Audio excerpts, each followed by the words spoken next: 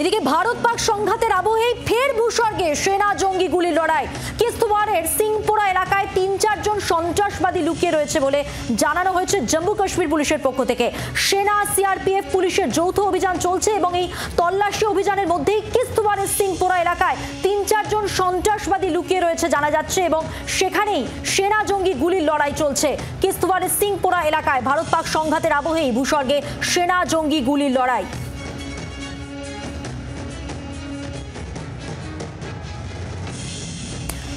প্রতিনিধি রাজীব চক্রবর্তী রয়েছেন আমাদের সঙ্গে। রাজীব, সন্ত্রাস দমন অভিযান চলছে, তারই মধ্যে সেনা জঙ্গি গুলির লড়াই কিস্তওয়ারের সিংপোরা এলাকায়, কি খবর রয়েছে?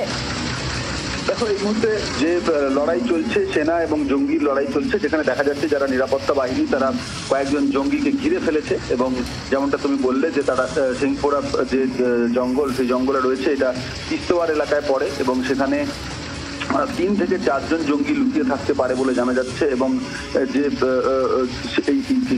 কিস্তওয়ার এলাকায় দীর্ঘদিন ধরেই নজরে ছিল নিরাপত্তা রক্ষীদের, নিরাপত্তা বাহিনীদের।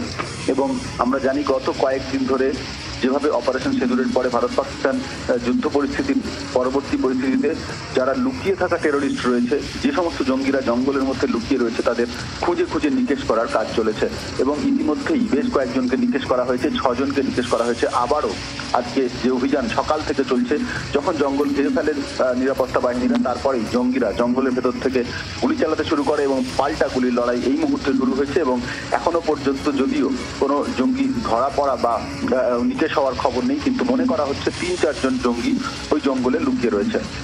ধন্যবাদ রাজীব, কথা বললাম প্রতিনিধি রাজীব চক্রবর্তীর সঙ্গে। বাংলার আওয়াজ, বাঙালির আবেগ, জি 24 ঘন্টা।